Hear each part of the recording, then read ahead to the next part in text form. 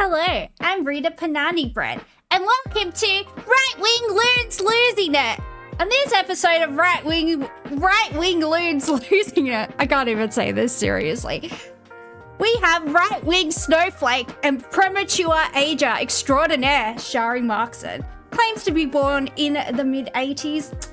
I beg to differ. Actually, let's double check that. For some reason in my head, she claims to be born in 1986. That date sticks with me, but we'll just double check. We'll just double check that. Because she could be younger. Sharri Markson. Fox News. Oh wait, it's Sky, isn't it? I mean, it's Fox, but they call it Sky. You know, we'll be nice. When were you born? Oh, she was born in 1984. Okay. Well, I don't know where I got 1986 from, but doesn't make a difference. Doesn't make a difference. Still doesn't look like someone that was born in 1984. So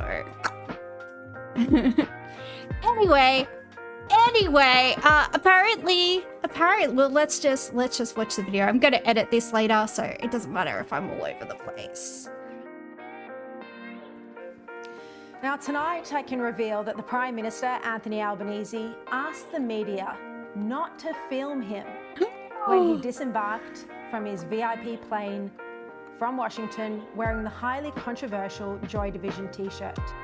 One of the greatest, most famous bands of all time that debatably influenced every post-punk, every new wave band. Most of the bands in the 90s are in some shape or form influenced by Joy Division also.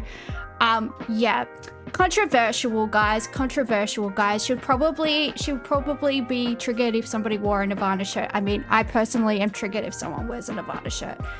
Most overrated band of all time. Come for me, I don't care. But yeah. Oh my god. Sharri, you were born in 1984. You're from the eastern suburbs. You're a little trust fund baby from the eastern suburbs. Now, I was gonna say I would assume you would have been partying at the Exchange Hotel on, on Oxford Street, hitting up Cuba, hitting up all those nights. You would have heard Joy Division, you would have heard The Cure, you would have heard all these post-punk and new wave bands, dark wave bands that were inspired by Joy Division. But let's be honest, I don't think you had any mates, Sharri. I don't think you had any mates. Yeah.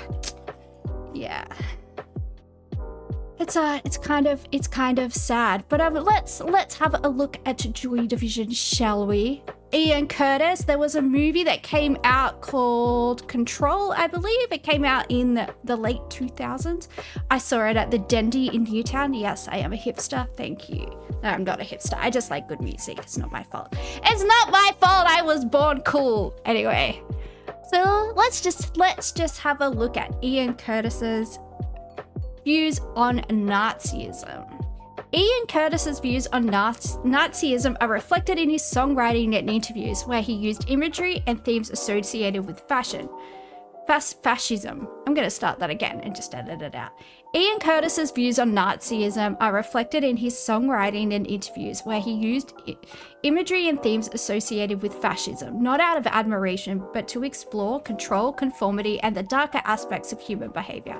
He rejected accusations of being a Nazi sympathizer, and bandmate Bernard Sumner contrasted Curtis with more overtly racist musicians. Curtis's use of imagery, such as military-style uniforms and marching in songs like They Walked in Line, was intended to critique oppressive structures and the shame of all their crime.